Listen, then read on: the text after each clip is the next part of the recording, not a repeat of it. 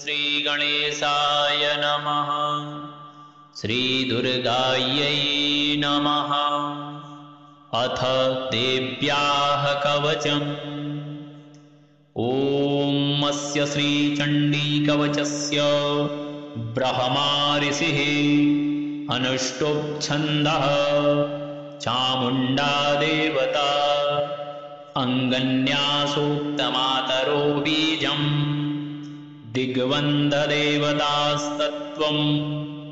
श्रीजगदम्बा प्रीत्यर्थे सप्तशती पाठाङ्गत्वेन पाठे विनियोगः। ॐ नमश्चण्डिकायै। मार्कण्डेय उवाच। ॐ यद्गुह्यं परमं लोके सर्वरक्षाकरं नृणाम् यन्न कस्यचिदाख्यातं तन्मे ब्रूहि पितामह। ब्रह्मोवाच। अस्ति गुह्यतमं विप्र सर्वभूतोपकारकम् देव्यास्तु कवचं पुण्यं तच्छृणुस्व महामुने। प्रथमं शैलपुत्री च द्वितीयं ब्रह्मचारिणी तृतीयं चन्द्रघण्टेति कूष्माण्डेति चतुर्थकम् पञ्चमं स्कन्दमातेति षष्ठं कात्यायनीति च सप्तमं कालरात्रीति महागौरीति चाष्टकम् नवमं सिद्धिदात्री च नवदुर्गा प्रकीर्तिताः। उक्तान्येतानि नामानि ब्रह्मणैव महात्मना अग्निना दह्यमानस्तु शत्रुमध्ये गतोरणे विषमे दुर्गमे चैव भयार्ताः शरणं गताः न तेषां जायते किञ्चित् अशुभं रणसङ्कटे नापदं तस्य पश्यामि शोकदुःखभयं नहि येस्तु भक्त्या स्मृता नूनं तेषां वृद्धिः प्रजायते ये त्वां स्मरन्ति देवेशि रक्षसे तान्न संशयः प्रेतसंस्था तु चामुण्डा वाराही महिषासना ऐन्द्री गजसमारूढा वैष्णवी गरुडासना माहेश्वरी वृषारूढा कौमारी शिखिवाहना लक्ष्मी पद्मासना देवी पद्महस्ता हरिप्रिया श्वेतरूपधरा देवी ईश्वरी वृषवाहना ब्राह्मी हंससमारूढा सर्वाभरणभूषिता इत्येता मातरः सर्वाः सर्वयोगसमन्विताः नानाभरणशोभाढ्या नानारत्नोपशोभिताः दृश्यन्ते रथमारूढा देव्यः क्रोधसमाकुलाः शङ्खं चक्रं गदां शक्तिं हलं च मुसलायुधम्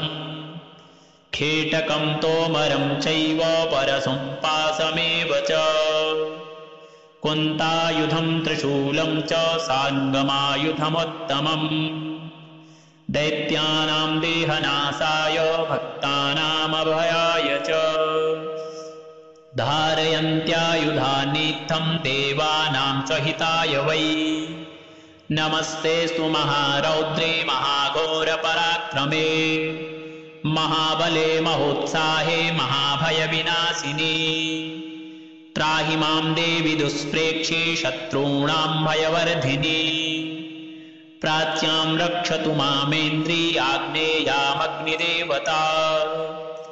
दक्षिणेवतु वाराही नैऋत्यां खड्गधारिणी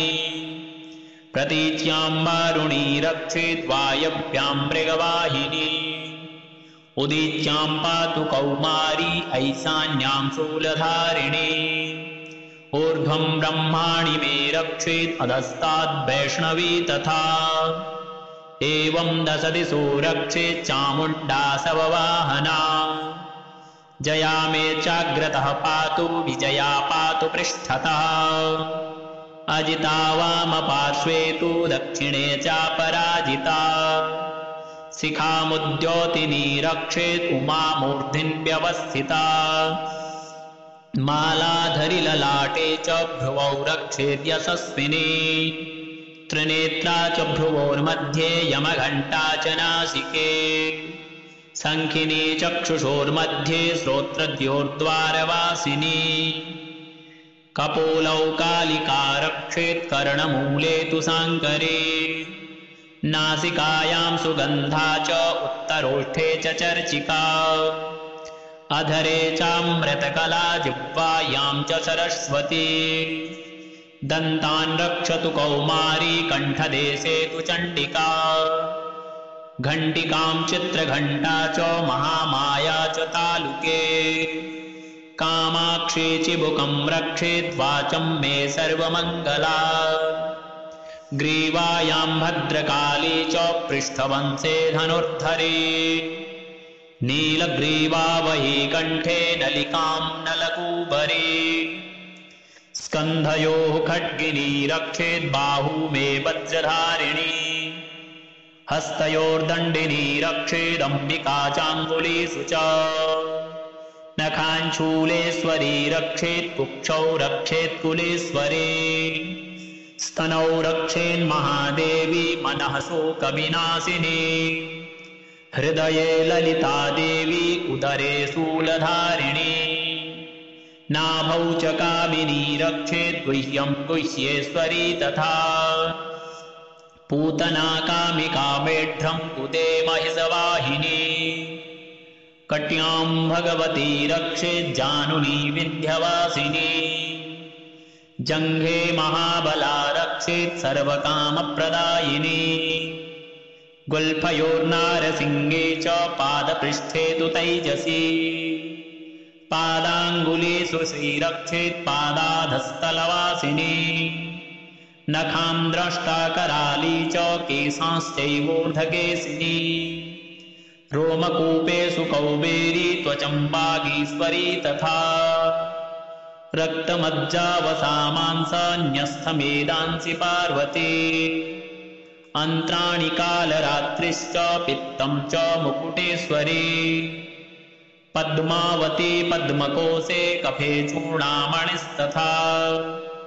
ज्वालामुखी नखज्वालामवेद्या सर्वसन्धिषु शुक्रं ब्रह्माणि मे रक्षेच्छायां छत्रेश्वरी तथा अहङ्कारं मनोबुद्धिं रक्षेन्मे धर्मधारिणी प्राणापानौ तथाभ्यानम् उदानं च समानकम् वज्रहस्ता च मे रक्षेत् प्राणं कल्याणशोभना रसे रूपे च गन्धे च शब्दे स्पर्शे च योगिनी सत्त्वं रजस्तमश्चैव रक्षेन्नारायणी सदा आयु रक्षतु वाराही धर्मं रक्षतु वैष्णवी यशः कीर्तिं च लक्ष्मीं च धनं विद्यां च चक्रिणी गोत्रमिन्द्राणि मे रक्षेत् पशून् मे रक्ष चण्डिके पुत्रान् रक्षेन्महालक्ष्मीर्भार्यां रक्षतु भैरवी पन्थानां सुपथा रक्षेन्मार्गं क्षेमकरी तथा राजद्वारे महालक्ष्मीर्विजया सर्वतः स्थिता रक्षाहीनं तु यस्थानं वर्जितं कवचेन तु तत्सर्वं रक्ष मे देवी जयन्ती पापनाशिनी पदमेकं न गच्छेतु यदिच्छेच्छुभमात्मना कवचेनाव्रतो नित्यं यत्र यत्रैव गच्छति तत्र तत्रार्थलाभश्च विजयः सार्वकामिकः यम यम चिन्तयते कामं तं तं प्राप्नोति निश्चितम् परमैश्वर्यमतुलं प्राप्स्यते भूतले पुमान् निर्भयो जायते मर्त्यः सङ्ग्रामेष्वपराजितः त्रैलोक्ये तु भवेत् पूज्यः कवचेनाव्रतः पुमान् इदं तु देव्याः कवचं देवानामपि दुर्लभम्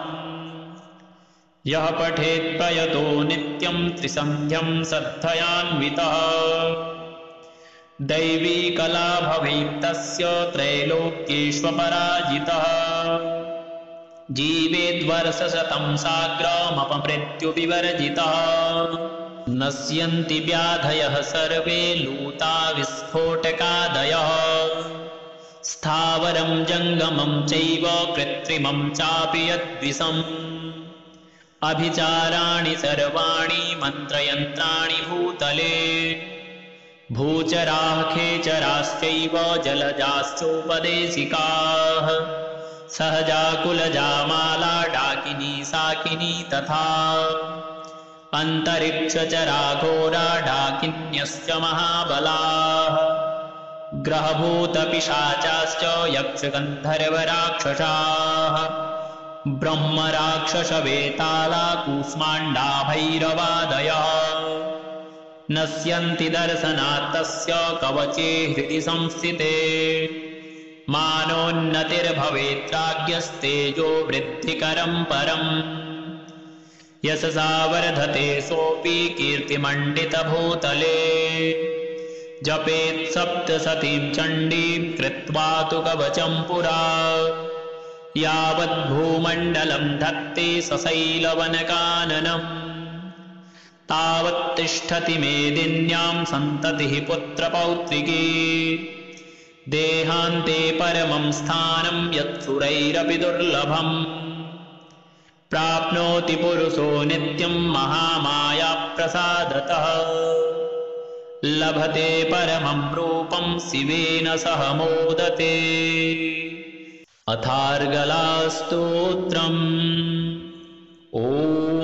अस्य श्री अर्गलास्तोत्रमन्त्रस्य विष्णोरिषिः अनुष्टुप् छन्दः श्रीमहालक्ष्मीर्देवता श्रीजगदम्बा प्रीतये सप्तशती पाठाङ्गत्वेन पाठे विनियोगः ॐ नमश्चण्डिकायै मार्कण्डेय उवाच ॐ जयन्ती मङ्गलाकाली भद्रकाली कपालिनी दुर्गा क्षमा शिवा धात्री स्वाहा स्वधा नमोऽस्तुते जय त्वं देवी चामुण्डे जय भूतार्तिहारिणी जय सर्वगते देवी कालरात्रिर्नमोऽस्तुते मधुकैटभविद्राति विधात्रिवरदे नमः रूपं देहि जयं देहि यशो देहि द्विषो जहि महिषासुरनिर्नाशी भक्तानां सुखदे नमः रूपं देहि जयं देहि यशो देहि द्विषो जहि रक्तबीजवदे देवी चण्डमुण्डविनाशिनी रूपं देहि जयं देहि यशो देहि द्विषो जहि शुम्भस्यैव निशुम्भस्य धूम्राक्षस्य च मर्जिनी रूपं देहि जयं देहि यशो देहि द्विषो जहि वन्धिताङ्घ्रियुगे देवी सर्वसौभाग्यदायिनी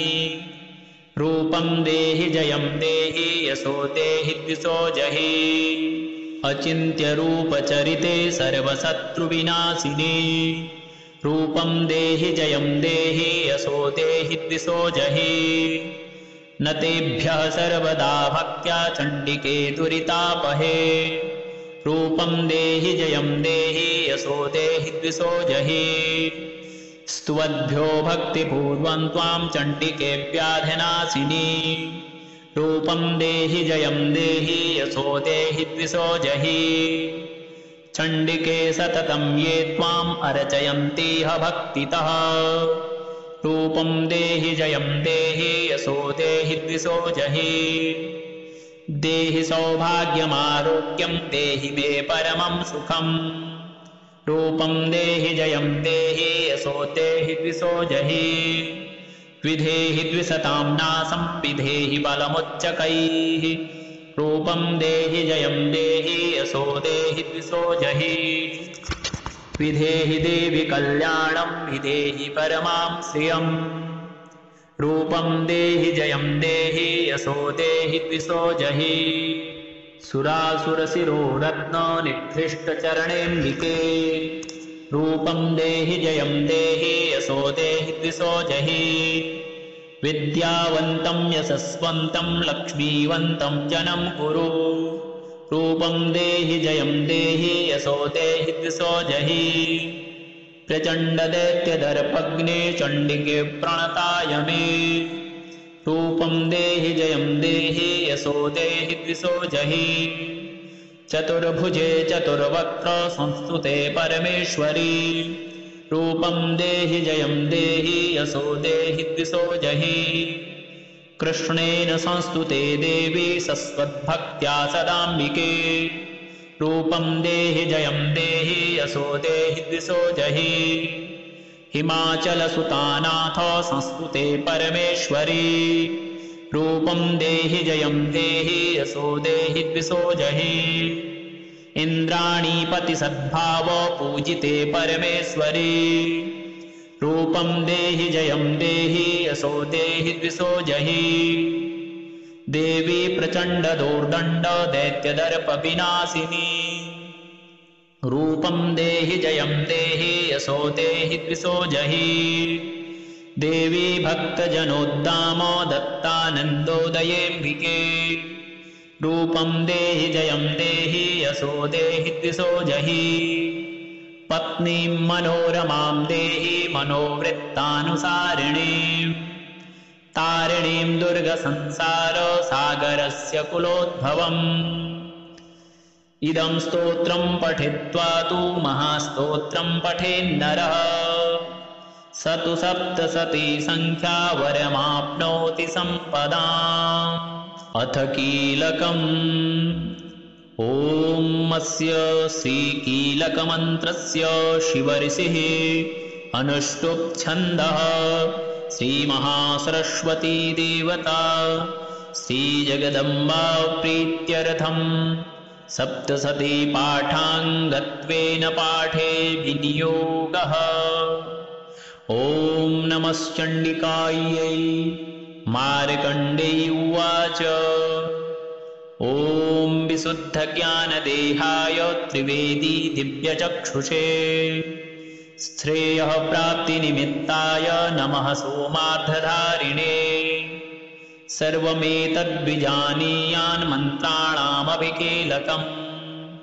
क्षोऽपि क्षेममवाप्नोति सततं जाप्य तत्परः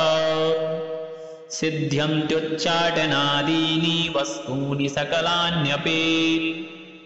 एतेन स्तुवतां देवी स्तोत्रमात्रेण सिद्ध्यति न मन्त्रो नौषधं तत्र न किञ्चिदपि विद्यते विना जाप्येन सिद्ध्येत सर्वमुच्चाटनादिकम् समग्राण्यपि सिद्धन्ति लोकसङ्कामिमां हरः कृत्वा निमन्त्रयामास सर्वमेवमिदं शुभम्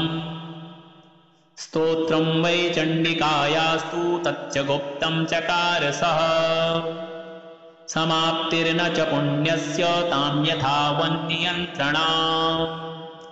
क्षोऽपि क्षेममवाप्नोति सर्वमेवं न संशयः कृष्णायां वा चतुर्दश्याम् अष्टम्यां वा समाहितः ददाति प्रतिगृह्णाति नान्यथैषा प्रसीदति इत्थं रूपेण कीलेन महादेवेन कीलितम् यो निष्कीलां विधायैनां नित्यं जपति संस्फुटम् स सिद्धः स गणः सोऽपि गन्धर्वो जायते नरः न चैवाप्यटतस्तस्य भयं क्वापीह जायते नापमृत्युवसंयाति म्रतो मोक्षमवाप्नुयात् ज्ञात्वा प्रारभ्य पूर्वेत न कुर्वाणो विनश्यति ततो ज्ञात्वैव सम्पन्नमिदं प्रारभ्यते बुधैः सौभाग्यादिजयत्किञ्चित् दृश्यते ललनाजने तत्सर्वं तत्प्रसादेन तेन जाप्यमिदं शुभम् शनैस्तु जप्यमानेऽस्मिन् स्तोत्रे सम्पतिरुच्चकैः भवत्येव समग्रापि ततः प्रारभ्यमेव ऐश्वर्यं यत्प्रसादेन सौभाग्यारोग्यसम्पदः शत्रुहानिः परो मोक्षः स्तूयते सा न किञ्चनैः। ॐ श्रीजगदम्बार्पणमस्तु। ॐ श्रीगणेशाय नमः। श्रीदुर्गायै नमः। अथ देव्याः कवचम्। ॐ अस्य श्रीचण्डीकवचस्य ब्रह्मा ऋषिः अनुष्टुप्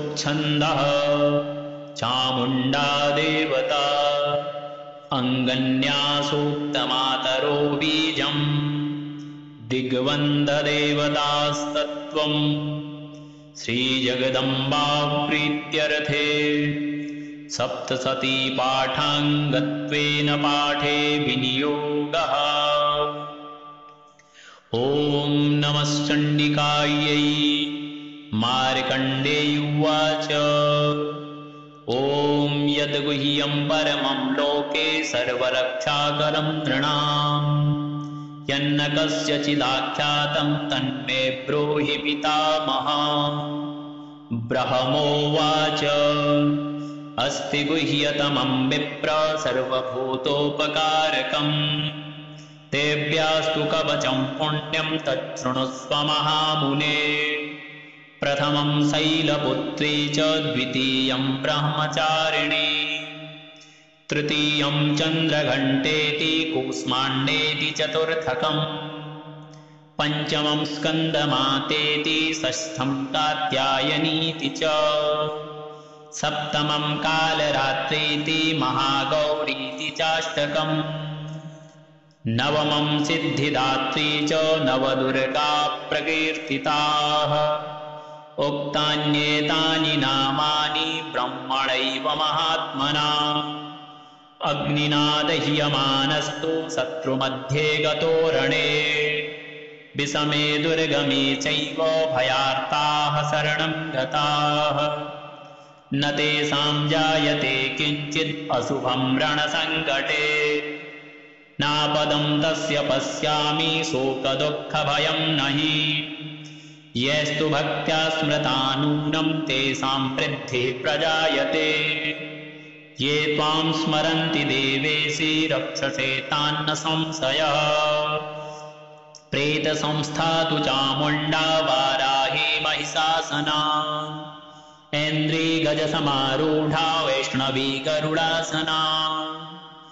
माहेश्वरी वृषारूढा कौमारी शिखिवाहना लक्ष्मी पद्मासना देवी पद्महस्ता हरिप्रिया श्वेतरूपधरा देवी ईश्वरी वृषवाहना ब्राह्मी हंससमारूढा सर्वाभरणभूषिता इत्येता मातरः सर्वाः सर्वयोगसमन्विताः नानाभरणशोभाढ्या नानारत्नोपशोभिताः दृश्यन्ते रथमारूढा देव्यः क्रोधसमाकुलाः शङ्खं चक्रं गदां शक्तिं हलं च मुसलायुधम् खेटकं तोमरं चैव परशुं पाशमेव च कुन्तायुधं त्रिशूलं च साङ्गमायुधमुत्तमम् दैत्यानां देहनाशाय भक्तानामभयाय च धारयन्त्यायुधानीत्थं देवानां च हिताय वै नमस्तेस्तु महारौद्रे महाघोरपराक्रमे महाबले महोत्साहे महाभयविनाशिनी त्राहि मां देवि दुष्प्रेक्षे शत्रूणां भयवर्धिनी प्राच्यां रक्षतु मामेन्द्री आग्नेयामग्निदेवता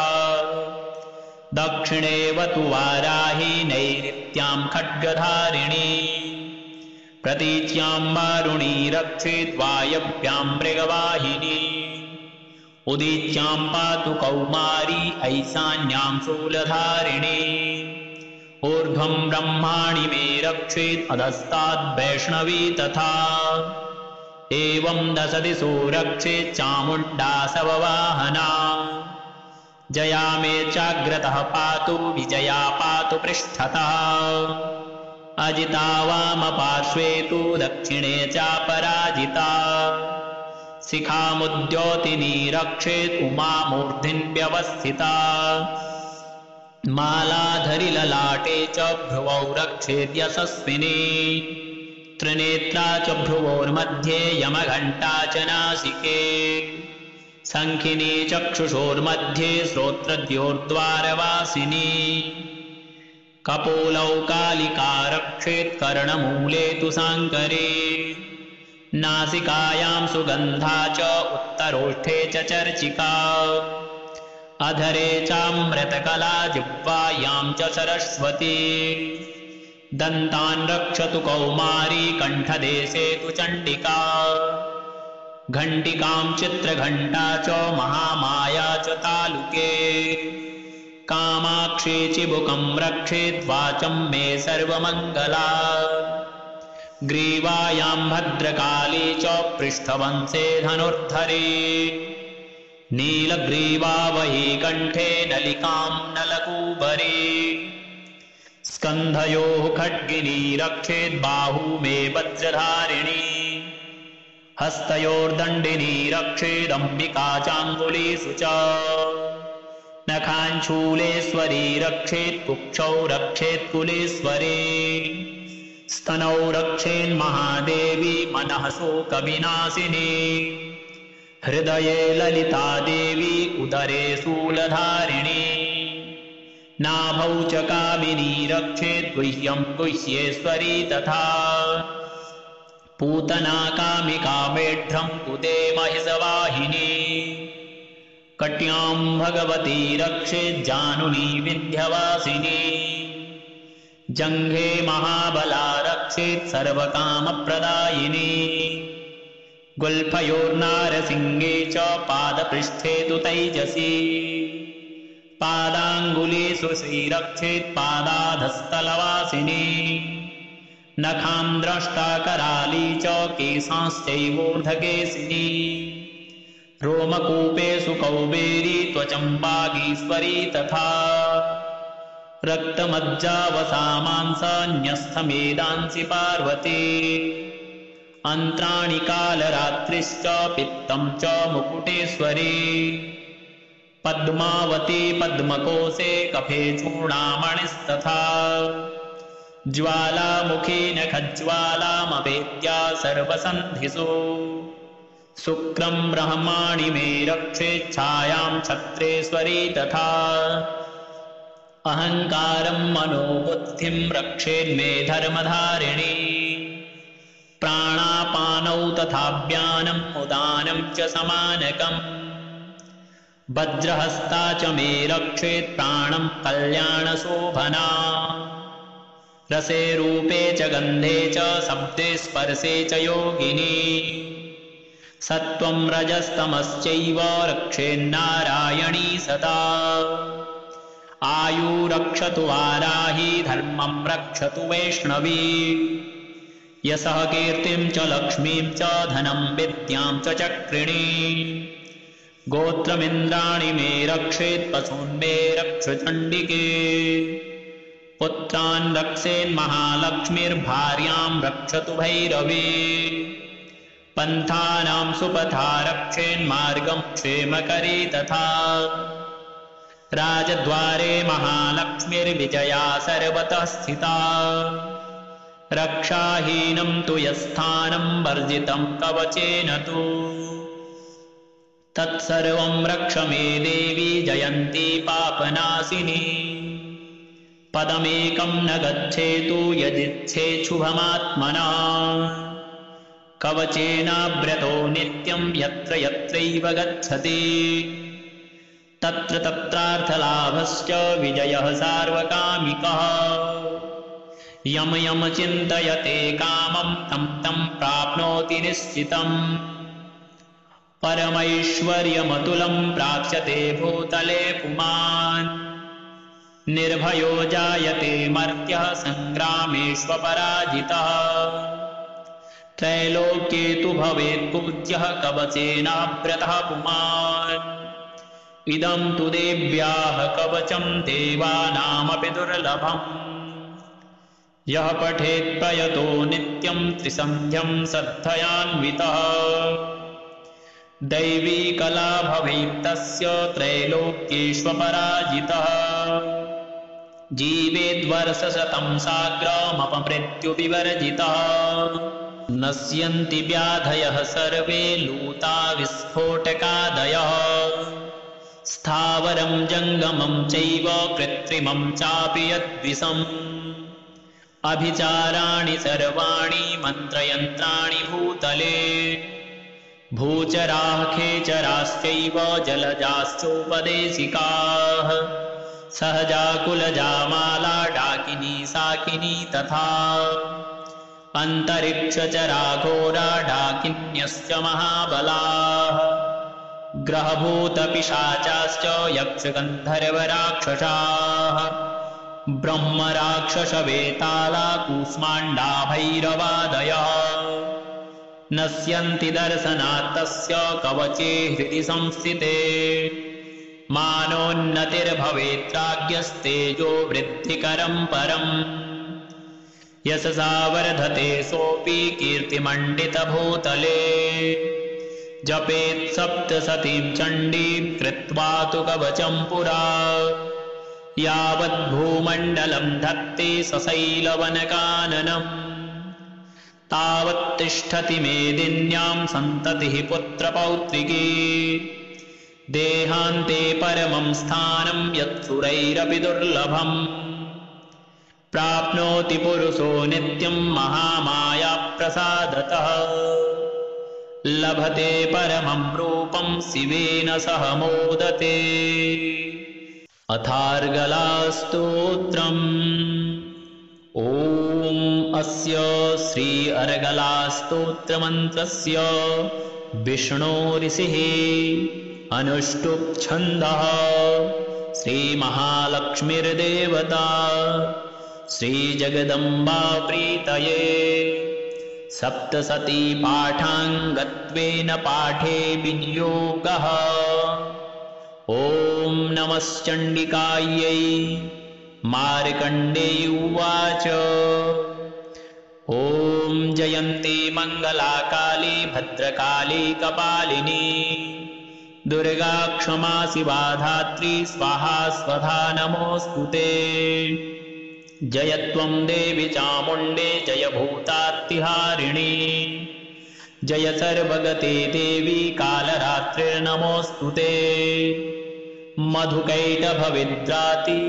विधात्रिवरदे नमः रूपं देहि जयं देहि यशो देहि द्विषो जहि महिषासुरनिर्नाशी भक्तानां सुखदे नमः रूपं देहि जयं देहि यशो देहि द्विषो जहि रक्तबीजवदे देवी चण्डमुण्डविनाशिनी रूपं देहि जयं देहि यशो देहि द्विषो जहि शुम्भस्यैव निशुम्भस्य धूम्राक्षस्य च मर्जिनी रूपं देहि जयं देहि यशो देहि द्विषो जहि वन्दिताङ्घ्रियुगे देवी सर्वसौभाग्यदायिनी रूपं देहि जयं देहि यशो देहि द्विषो जहि अचिन्त्यरूपचरिते सर्वशत्रुविनाशिनी रूपं देहि जयं देहि यशो देहि द्विषो जहि न तेभ्यः सर्वदा भक्त्या चण्डिके दुरितापहे रूपं देहि जयं देहि यशो देहि द्विषो जहि स्तुवद्भ्यो भक्तिपूर्वं त्वां चण्डिके व्याधिनाशिनी रूपं देहि जयं देहि यशो देहि द्विषो जहि चण्डिके सततं ये त्वाम् अर्चयन्तीह भक्तितः रूपं देहि जयं देहि यशो देहि द्विषो जहि देहि सौभाग्यमारोग्यं देहि मे परमं सुखम् रूपं देहि जयं देहि यशो देहि द्विषो जहि विधेहि द्विषतां नाशं विधेहि बलमुच्चकैः रूपं देहि जयं देहि यशो देहि द्विषो जहि विधेहि देवि कल्याणं विधेहि परमां श्रियम् रूपं देहि जयं देहि यशो देहि द्विषो जहि सुरासुरशिरोरत्न निकृष्टचरणेऽम्बिके रूपं देहि जयं देहि यशो देहि द्विषो जहि विद्यावन्तं यशस्वन्तं लक्ष्मीवन्तं जनं कुरु रूपं देहि जयं देहि यशो देहि द्विषो जहि प्रचण्डदैत्यदर्पग्ने चण्डिके प्रणताय मे रूपं देहि जयं देहि यशो देहि द्विषो जहि चतुर्भुजे चतुर्वक्त्र संस्तुते परमेश्वरी रूपं देहि जयं देहि यशो देहि द्विषो जहि कृष्णेन संस्तुते देवी सस्वद्भक्त्या सदाम्बिके रूपं देहि जयं देहि यशो देहि द्विषो जहि हिमाचलसुतानाथ संस्तुते परमेश्वरी रूपं देहि जयं देहि यशो देहि द्विषो जहि इन्द्राणीपति सद्भाव पूजिते परमेश्वरी रूपं देहि जयं देहि यशो देहि द्विषो जहि देवी प्रचण्ड दोर्दण्ड दैत्यदर्प विनाशिनी रूपं देहि जयं देहि यशो देहि द्विषो जहि देवी भक्तजनोद्दाम दत्तानन्दोदयेऽम्बिके रूपं देहि जयं देहि यशो देहि द्विषो जहि पत्नीं मनोरमां देहि मनोवृत्तानुसारिणीं तारिणीं दुर्गसंसारसागरस्य कुलोद्भवम् इदं स्तोत्रं पठित्वा तु महास्तोत्रं पठेन्नरः स तु सप्तशती संख्या वरमाप्नोति सम्पदाम् अथ कीलकम् ॐ अस्य श्रीकीलकमन्त्रस्य शिवऋषिः अनुष्टुप् छन्दः श्रीमहासरस्वती देवता श्रीजगदम्बा प्रीत्यर्थम् सप्तशती पाठाङ्गत्वेन पाठे विनियोगः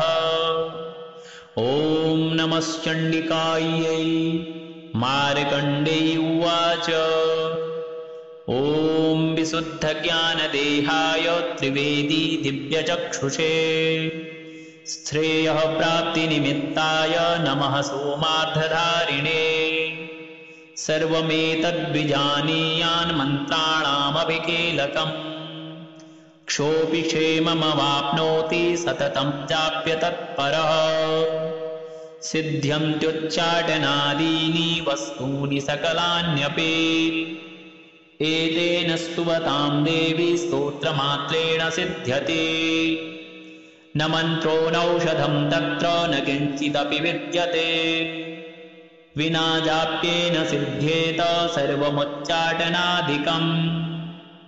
समग्राण्यपि सिद्धन्ति लोकसङ्कामिमां हरः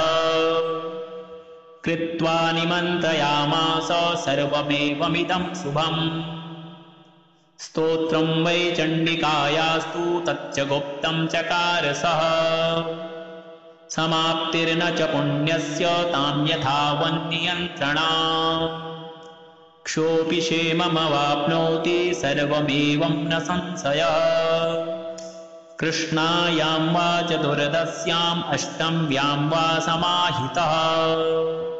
ददाति प्रतिगृह्णाति नान्यथैषा प्रसीदति इत्थं रूपेण कीलेन महादेवेन कीलितम् यो निष्कीलां विधायैनां नित्यं जपति संस्फुटम् स सिद्धः स गणः सोऽपि गन्धर्वो जायते नरः न चैवाप्यटतस्तस्य भयं क्वापीह जायते नापमृत्युवसंयाति म्रतो मोक्षमवाप्नुयात् ज्ञात्वा प्रारभ्य पूर्वेत न कुर्वाणो विनश्यति ततो ज्ञात्वैव सम्पन्नमिदं प्रारभ्यते बुधैः सौभाग्यादिजयत्किञ्चित् दृश्यते ललनाजने तत्सर्वं तत्प्रसादेन तेन जाप्यमिदं शुभम् शनैस्तु जप्यमानेऽस्मिन् स्तोत्रे सम्पतिरुच्चकैः भवत्येव समग्रापि ततः प्रारभ्यमेव ऐश्वर्यं यत्प्रसादेन सौभाग्यारोग्यसम्पदः शत्रुहानिः परो मोक्षः स्तूयते सा न किञ्चनैः। ॐ श्रीजगदम्बार्पणमस्तु।